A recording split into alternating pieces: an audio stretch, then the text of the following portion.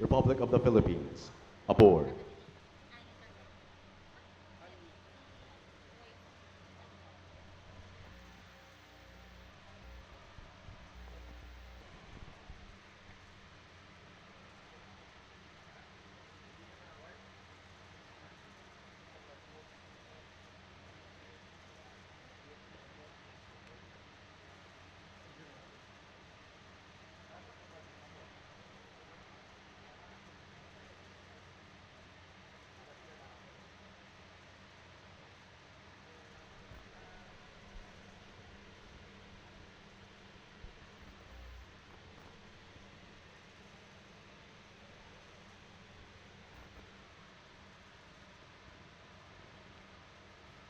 Tanghal!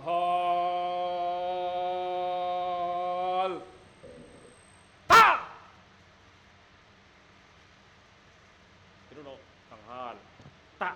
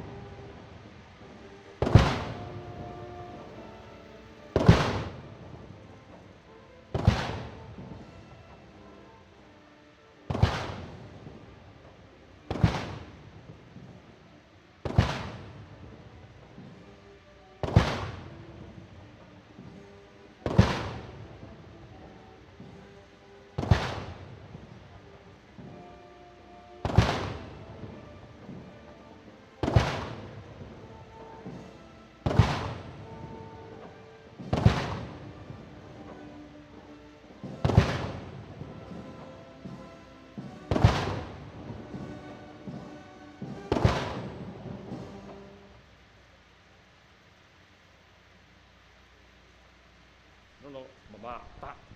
Dadala. Kalis. Baba! Ta! Mahal na Pangulo, handa na po ang tanod panagal upang libutin. Our honoree is the 17th President of the Republic of the Philippines and a leader for every Filipino who stands steadfast behind his vision of uniting the nation and delivering a brighter future for the people. He has dedicated his life to serving the Filipino people for over 2 decades. His lifelong faithful service has been characterized by his genuine care for the welfare of his constituents and a firm determination to elevate the quality of life of every Filipino. President Ferdinand R. Marcos Jr. was born on the 13th of September 1957 in the town of Bataan, Ilocos Norte.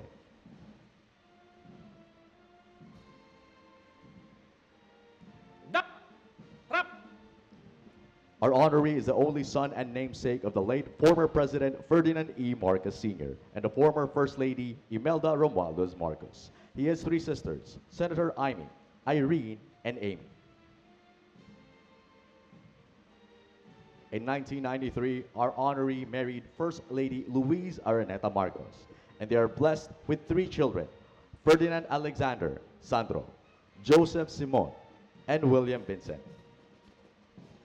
Ladies and gentlemen, our honoree, President Ferdinand R. Marcos Jr. Tanghal!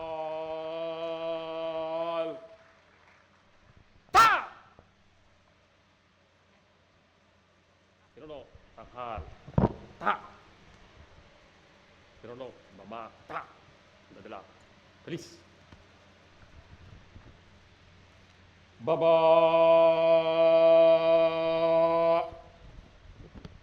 Ta! Mahal na Pangulo, tapos na po ang parangal.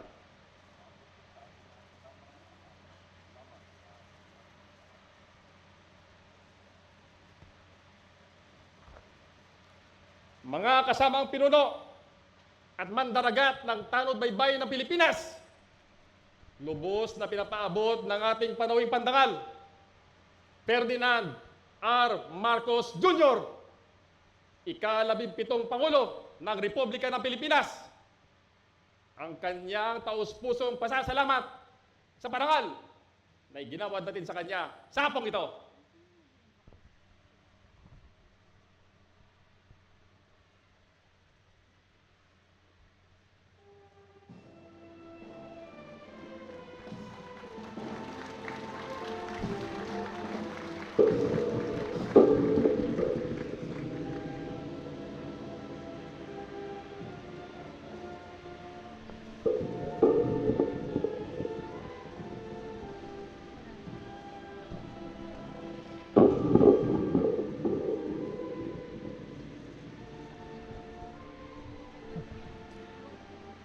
Once again, ladies and gentlemen, the President of the Republic of the Philippines, His Excellency Ferdinand R. Marcos Jr.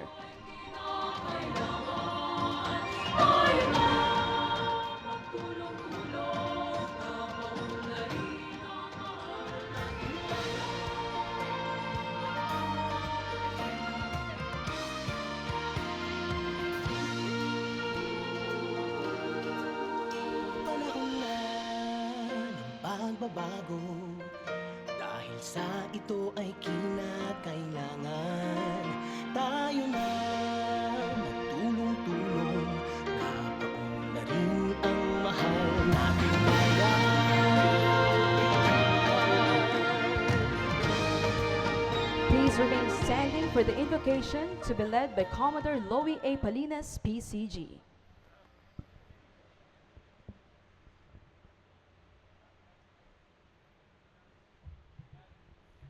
Let us be aware of God's presence in our midst. Let us pray. Almighty and merciful God, we praise and thank you for the many blessings that you have showered upon us, especially as we come together today to celebrate the 123rd Philippine Coast Guard founding anniversary. Lord, you have blessed and protected us in the past years, and we owe everything we are and what we have to your generosity. Continue to shower your blessings to all of the men, women, and non-uniformed personnel of the Philippine Coast Guard. Help us to become good examples of your committed and loving service under the leadership of Admiral Ronnie L. Gavan, Commandant, Philippine Coast Guard. And to our guest of honor and speaker today, our beloved President, His Excellency Ferdinand Romualdez Marcos Jr. May this special occasion inspire us all to be more committed in doing what is good and pleasing to you, to our beloved country and our people. We ask this through the intercession of the patroness of the Philippine Coast Guard, Our Lady of Peace and Good Voyage, and through her Son, Jesus Christ, our Lord, in the unity of the Holy Spirit, God, forever and ever. Thank you. We may now be seated. Once again, ladies and gentlemen, good afternoon. We are gathered here today for the celebration of the 123rd Philippine Coast Guard anniversary with the theme, Matatag, Handa, at Maaasahan na Tanod Baybayin tungo sa Mapayapa at Mapanatag na Bagong Pilipinas aboard Pier 15, Port Area, Manila. To formally begin our program, we request the Commandant of the Philippine Coast Guard, Admiral Ronnie Gavan, to deliver his welcome remarks and the Commandant's report.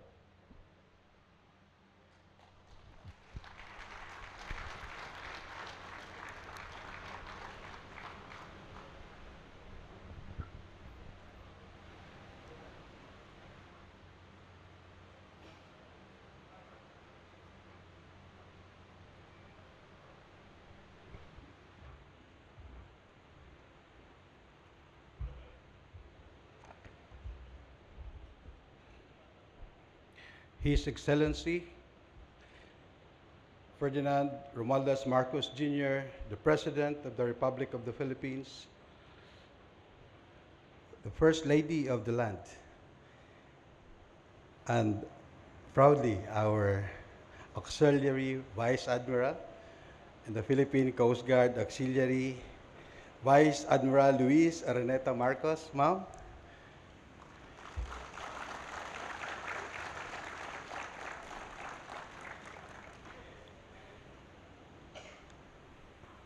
The members of the House of Representatives,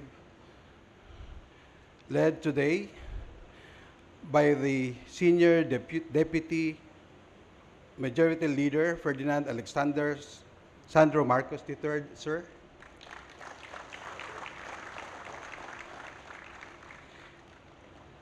The Secretary of the Department of Transportation, the Honorable Secretary Jaime Bautista, sir.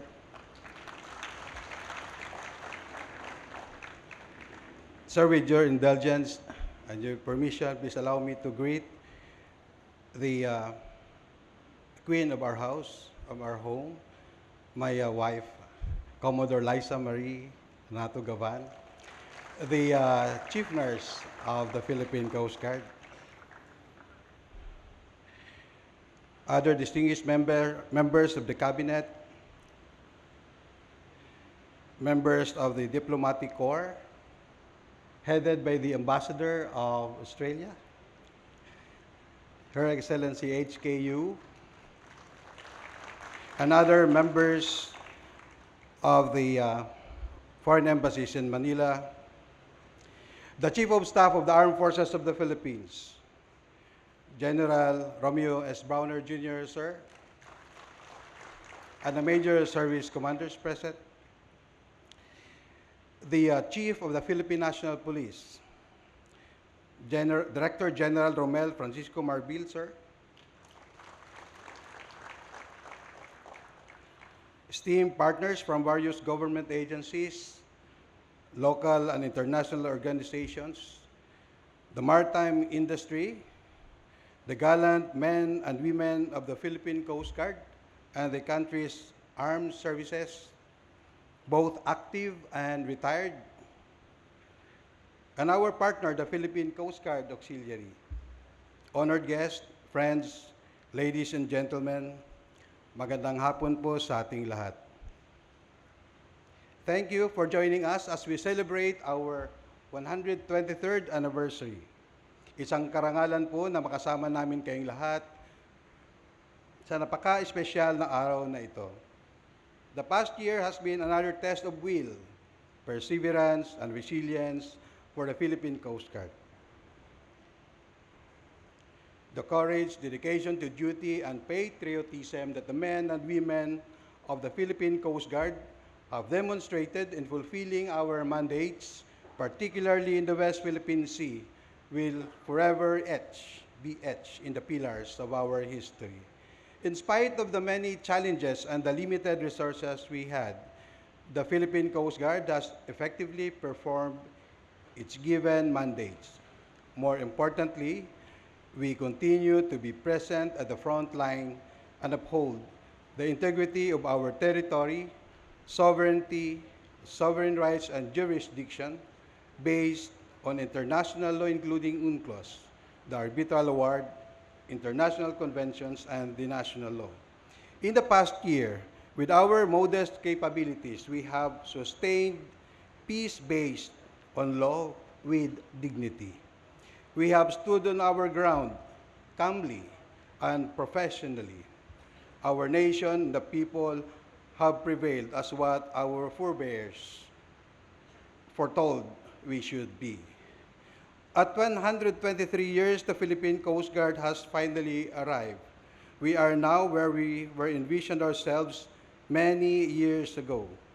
From seeking out the answers to the complex threats of being an archipelagic and maritime nation, we are now able to serve as a frontliner in our nation's organized engagement at sea. From being one of the weakest, we have now become one of the most significant coast guards in Southeast Asia. As reflected in our theme, ang inyong tanod baybay ng Pilipinas ay tunay ng matatag, Handa at Maaasahan Tungo sa Mapayapa at Mapanatag na Bagong Pilipinas.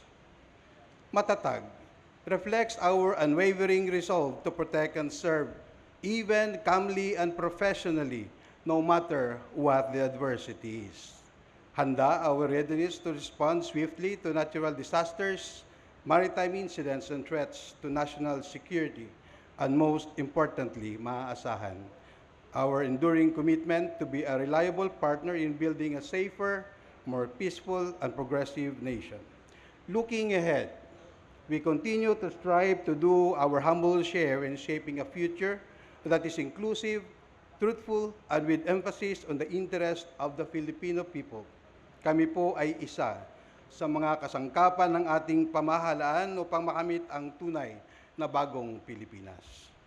On this note, we would like to express our deepest admiration and gratitude to our beloved President, President Ferdinand Marcos Jr., for underscoring the value of peace based on law, mutual respect, and dignity. As he has always emphasized, we exist not just as bystanders, but as responsible people who work and continue to work hard to help shape the corresponding enabling conditions for it to thrive. From our colonial past up to this age, where our values as maritime people has become most challenged than ever. Thank you, Mr. President, sir, for your trust and confidence to your Coast Guard. Our heartfelt gratitude for your unparalleled wisdom, your guidance and inspiring leadership, and hands-on support, including in the acceleration and expansion of our modernization programs, in order for us not only to survive but to thrive in the age of AI and autonomous technology.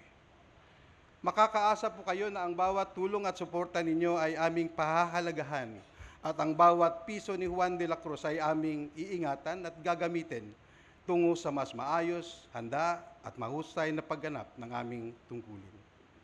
Please allow me also to extend our sincere appreciation to everyone who has been with us through the years. To our leaders in the executive, legislative, and judicial branches of government, from the office of the President to the office of the Secretary, to the Senate, to the House of Representatives, and the courts, thank you very much. To our very kind and very supportive Secretary, Honorable Jaime Bautista, sir, and the rest of our DOTR family, our partners, our stakeholders, our heartfelt appreciation for all of your assistance and support, for being with us through thick and thin. To the families of our officers and personnel who silently bear the sacrifices our men and women in the name of public service. We also honor you today. Without your unwavering support and understanding, we would not be able to stand strong in the complex challenges we are facing today. Maraming salamat po.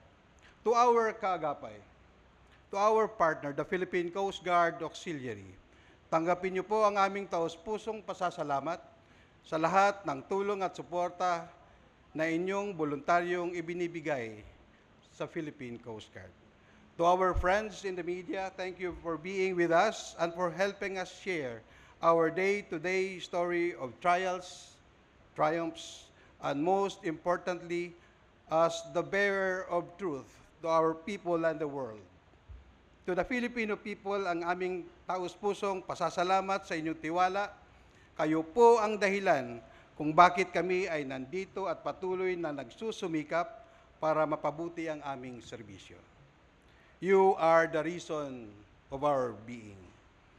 Once again, welcome to the 123rd anniversary of the Philippine Coast Guard. Maraming salamat sa isang mapagpalang araw po sa ating lahat.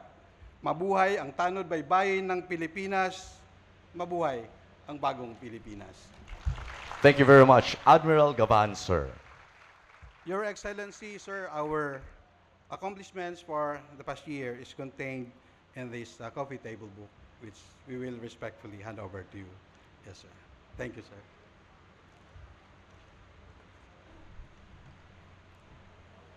Anniversaries are great moments to highlight the unit's achievements and milestones.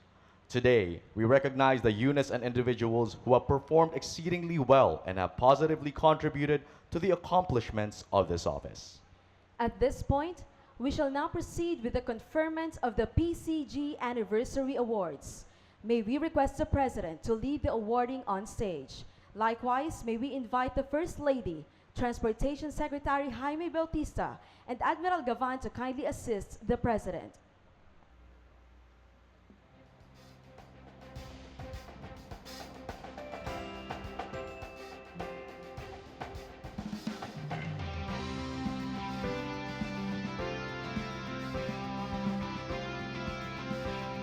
For the first award is for the Coast Guard District of the Year. It is hereby awarded to Coast Guard District Palawan. To receive the award is Commodore Dennis Rem Labay, PCG.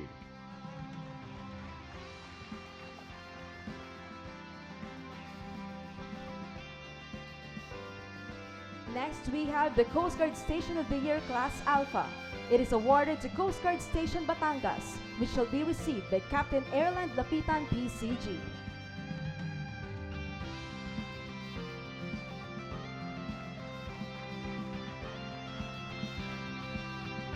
The next is for Coast Guard Station of the Year Class Bravo. It is awarded to Coast Guard Station Malacanang, which shall be received by Lieutenant Commander Michael John Encina, PCG.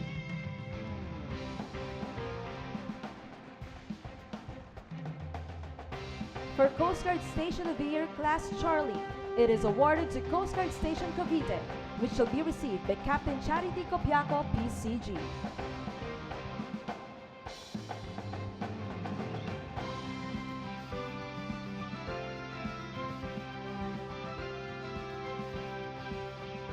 The Coast Guard Non-Officer of the Year is hereby awarded to Petty Officer First Class Toto Jailani, PCG.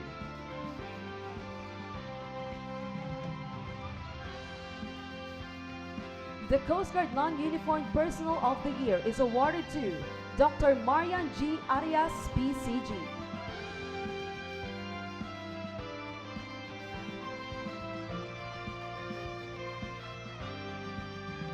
The 97-meter Vessel of the Year is hereby awarded to BRP Teresa Magbanwa, MRRV 9701, which shall be received by Lieutenant Junior Grade Ian Julius Buyat, PCG.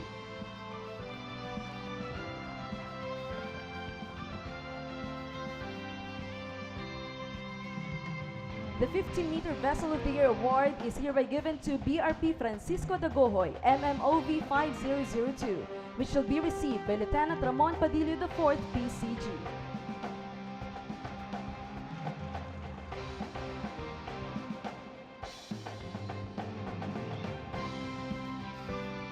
The 44-meter Vessel of the Year is hereby awarded to BRP Cabra, MRRV 4409, which shall be received by Commander Emmanuel Dangante, PCG.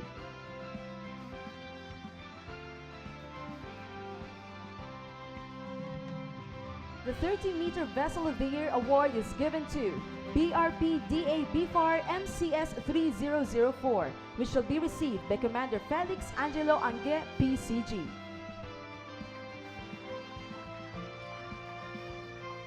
The 24-meter Vessel of the Year is awarded to BRP Boracay, FPB 2401, which shall be received by Lieutenant Junior Grade RJ Sampang, PCG.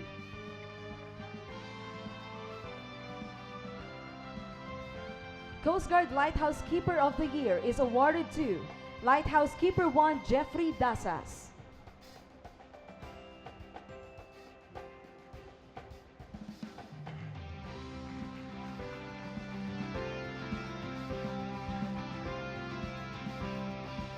The PCG Aircraft of the Year is awarded to PCGBN Islander 251, which shall be received by Captain John Esplana, PCG.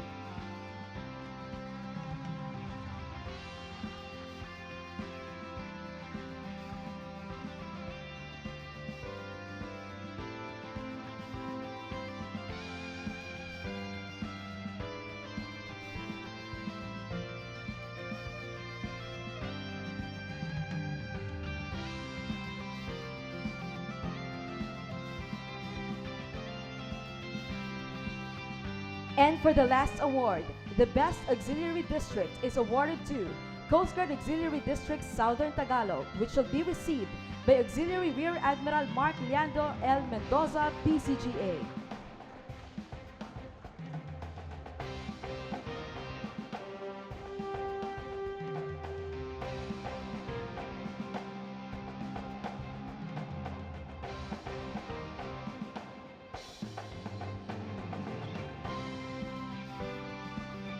Thank you, Mr. President. And once again, congratulations to all of the awardees. Let's give them another big round of applause. At this juncture, may we call on Transportation Secretary Jaime Bautista to introduce our guest of honor and keynote speaker.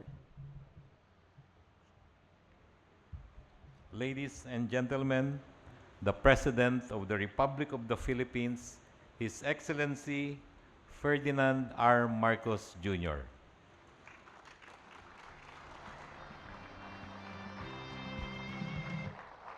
Thank you very much to our Transportation Secretary, Secretary Jimmy Bautista. Please be seated. The Commandant of the Philippine Coast Guard, Admiral Ron Hill L. Gavan, and officials of the Philippine Coast Guard, distinguished members, the excellencies of the Diplomatic Corps, Ilocos Norte, 1st District Representative Ferdinand Alexander Marcos, and members of the House of Representatives here present, the AFP Chief of Staff, General Romeo Browner, and the other major service commanders, Chief of the Philippine National Police, General Romel Francisco Marbil, and your newest recruit to the service, the First Lady Louise Araneta Marcos, for whom I am of whom I have become very jealous, because in my entire time in the military, hindi pa ako nakapaglagay ng estrella sa shoulder board ko. Kanya tatlo kaagad.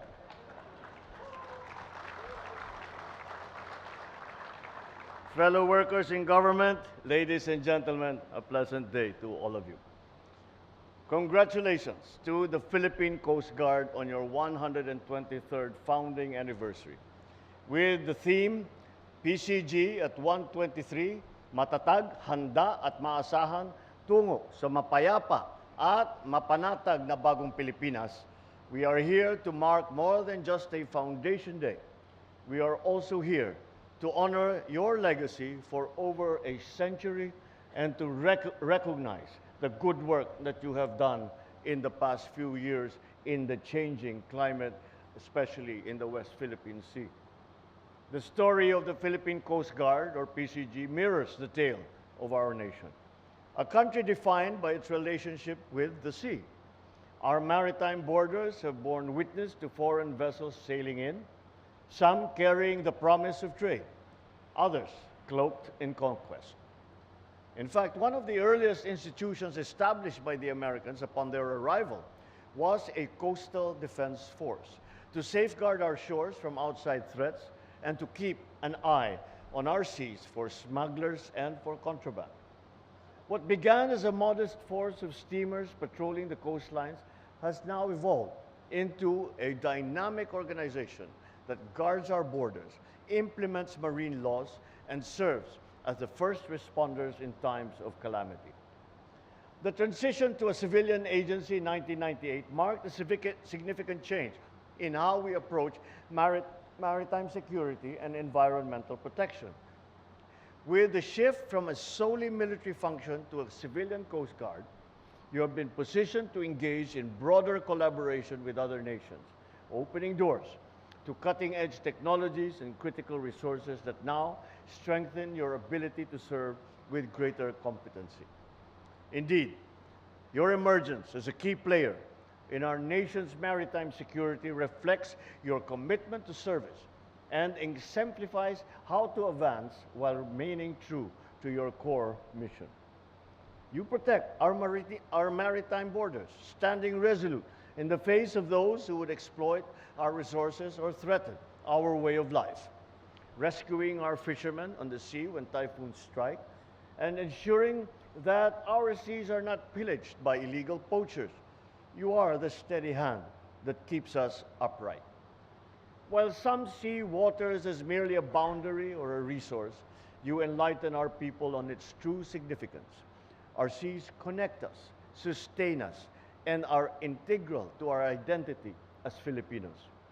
Every rescue mission and every enforcement of laws against illegal fishing or environmental degradation sends a powerful message, a message that we can count on you whenever it matters most. As we look ahead, we must recognize that the challenges you face are growing more complex. Climate change, rising sea levels, and geopolitical tensions mean that the stakes have never been higher. Patrolling a coastline that spans over 37 million kilometers and watching over an exclusive economic zone is no small feat. But to do this, with the added weight of isolation, the dangers of an unpredictable sea, and the constant pressure of protecting our resources, then it becomes more than just a job. It is a responsibility that speaks to the core of what it means to serve this country. You are the vigilant stewards of peace and order upon our seas, ensuring that the rule of law prevails across our waters. In the face of tension, it is your calm resolve that prevents disputes from turning into conflicts, demonstrating to the world that embracing dialogue and cooperation is the true essence of strength. This is manifested as well by our awardees, to whom I express my gratitude and my deepest congratulations. Words and awards are always never quite enough to express our appreciation for your unwavering commitment and tireless service. This administration reaffirms its support to efforts that will improve your fleet and our air assets as well, to maritime domain awareness, weapons capability, and necessary infrastructure development. This will boost your capacity to respond to any operations. Be assured, you're never alone in carrying the weight of this mission. Therefore, I enjoin you to work with other concerned agencies in fulfilling your mandate of ensuring the safety of life and property at sea, protecting our environment, and enforcing maritime laws. Before I end, allow me to recognize our First Lady, Lisa Araneta Marcos, who recently joined the Philippine Coast Guard Auxiliary. This is not surprising because of her commitment to preserving our marine environment. May each of us also find it within us to be a member of the Philippine Coast Guard Auxiliary. And I see some of the prominent members who have also joined the First Lady in becoming part of the Coast Guard Auxiliary. Well done. And so as we mark this 123rd anniversary, let us not simply celebrate the past. We must commit to the future, a Bagong Pilipinas, where the Coast Guard continues to symbolize courage, resilience, steadfast dedication to our people. Maraming salamat. Mabuhay ang Philippine Coast Guard. Mabuhay ang Bagong Pilipinas. Magandang hapon po sa inyo lahat. Thank you, Mr. President.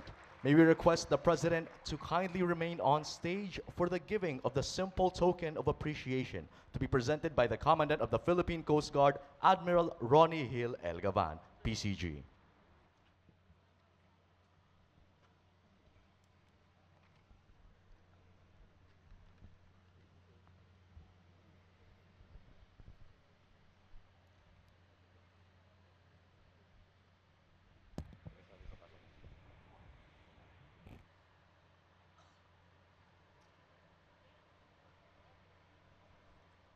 Once again, thank you, Mr. President. Let's give him a big round of applause.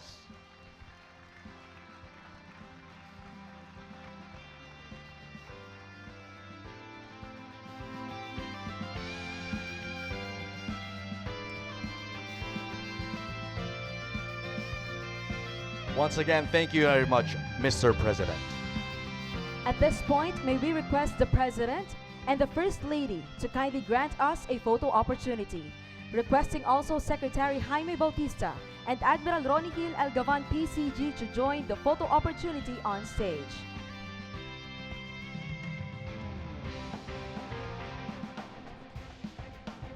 May we request the rest of the audience to please take your seats. First, may we call on stage the PCG flag rank officers. The PCG awardees are here to please stand by.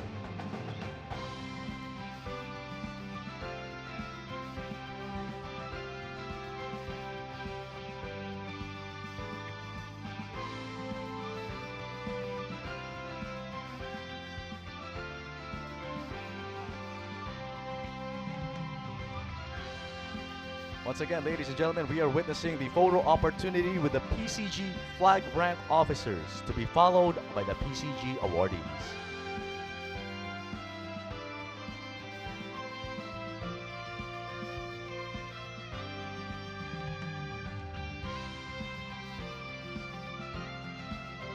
Thank you. Please exit to your right.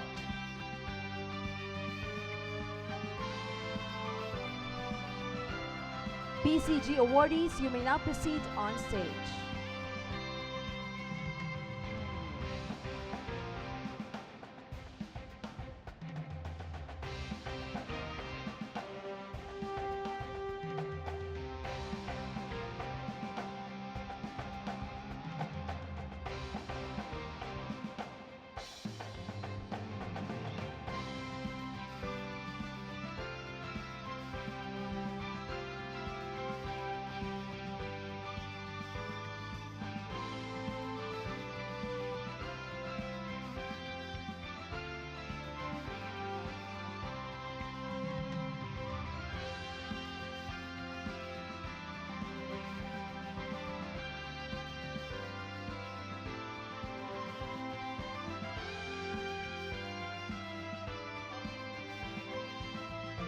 Thank you. Please exit to your right. Thank you, Mr. President and First Lady, for granting us a photo opportunity.